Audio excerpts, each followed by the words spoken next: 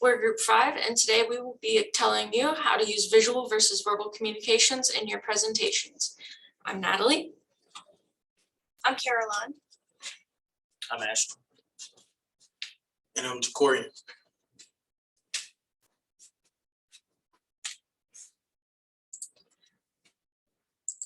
So, when you look at these two posters, which is more appealing? Just by looking, you have a personal preference between the two. Probably you think the one on the left is a little better than the one on the right. Today, we're going to explain why that is. We're going to show you through visual versus verbal communications, typefaces and fonts, charts and graphics, icons and graphics, and using color, why those posters make you feel the way that you do. Visual versus verbal communication. Visual communication means communicating with more than just words. It means using drawings, diagrams, photos, charts, or any other nonverbal concept to help explain the ideas to your audience. Until recently, technical communication was focused primarily on technical writing. Yet the use of visual information to communicate technical concepts has become increasingly important for a variety of reasons. Increasingly, people speak about the world as a global marketplace. Technologies must be accessible to people who speak a variety of languages. Visual communication, including the symbols, can make these technologies understandable for audiences around the world.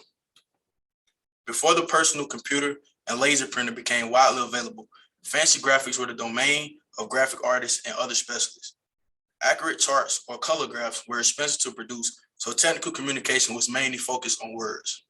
Yet today, with the desktop publishing software and laser printer graphics, it is easier and more inexpensive to produce, even though people still tend to use them more. Presentation software and the web. Presentation software such as PowerPoints, Prezis, make it very simple to quickly create visuals that formerly took hours or days to make. Web software and other explosion of the web for presenting all sorts of information also makes visuals, communication, a more dominant force in the world. How humans understand.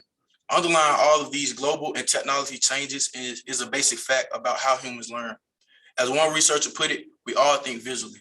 Visual communication, nature's for humans because people process the information with a psychologist called pretensive vision, meaning humans process pattern information globally at a glance. The nature-human ability to learn from visual combined with the global workplace and new computer technologies make visuals communication a must for any effective or oral presentation. Typeface and font.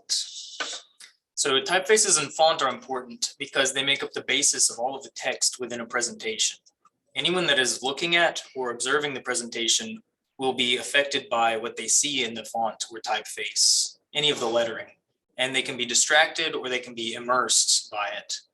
They are far more accessible in today's world than the worlds of the past because of word processing systems and the fact that we don't have to physically have a print of each individual type or font, which would be very expensive to make if you wanted something custom. Typeface or type refers to the family of a lettering. There are three types of families: the sans serif, the serif, and an unnamed group which is in between. Times New Roman is a serif, Helvetica is a sans serif, and Scala Majella is somewhere in between. Serif gives feet to the lettering on the faces, and as you can see there on that A, it has feet. Sans serif is the opposite of serif. The word sans means not, so sans serif means not serif or without serif. Those letters are far more symmetrical and they do not have feet. The third category lies between sans serif and serif. They are generally narrower in the middle and wider at the edges of the letter. As you can see on the left side of the A frame there, that stroke is a lot more narrow than the right side of the A frame. And where the arrow is pointing at the top, it is not symmetric. Font refers to the qualities that can be applied to the lettering. This includes bold, italics, and condensed lettering. All of those A's are a part of the band schrift family of lettering, but they are all very unique because of the fonts that have been applied to them. Within fonts, there are many different sizing options. This is probably the more easy thing for us to understand because it's just big or small. But for a presentation, it's very important because your text can be too large or your text can be too small. And both of those things can be distracting or hinder the observer from understanding what you're trying to say. Presentations generally should avoid using distracting types of fonts or changing the font too often. This can be highly distracting to the audience and it can look terrible aesthetically. It also makes the text extremely difficult to read for the presenter and the audience. This slide exemplifies that point perfectly because it's very difficult to read and it doesn't look very good.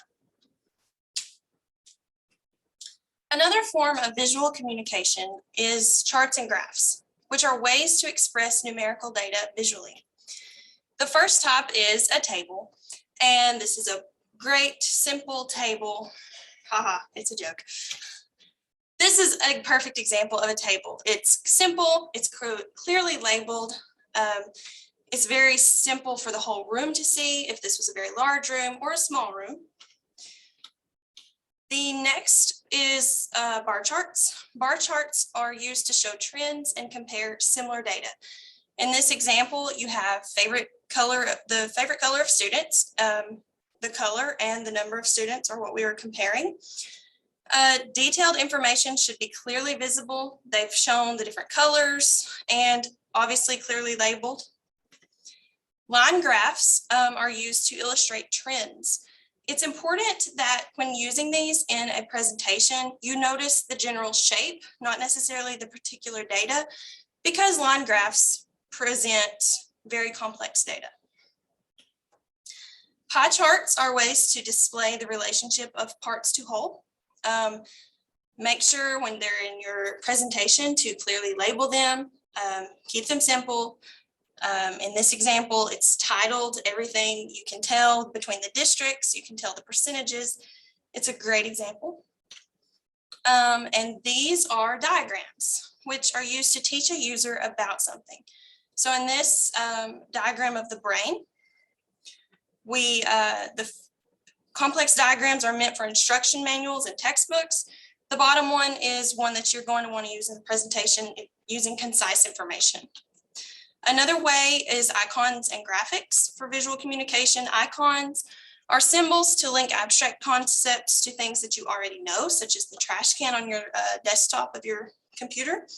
And in this example, I also included bullet points, which are a great way to include icons in your presentation, as well as graphics. Graphics are drawings or images that help explain complex ideas again, and they just make it more enjoyable when you're reading. So when you're trying to decide how to use your visuals in your oral presentation, first you're going to want to select the right kind of chart, make sure that your chart reproduces well, clearly label the chart, keeping it simple and easy to see, use appropriate sizing, and indicate the point of the visual that you include.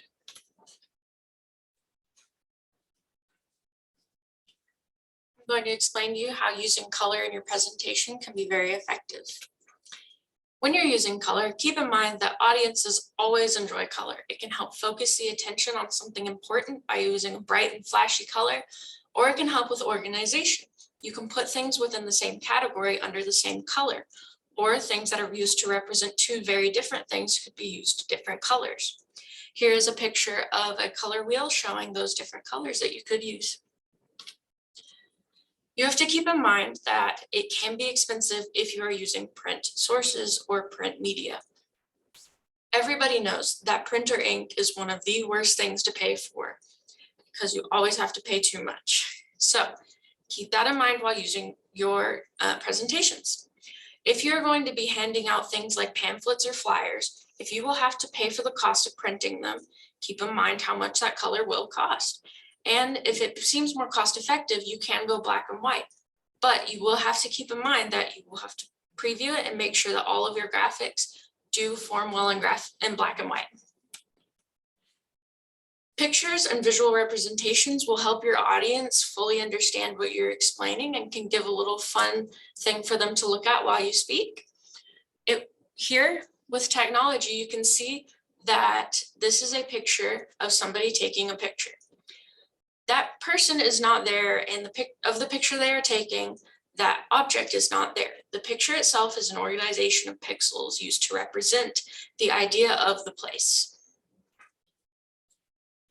When you're presenting, make sure that you keep your room lighting on the front of your mind, because if you're presenting in a place like this picture here, you may want to turn off the lights to make your presentation more visible.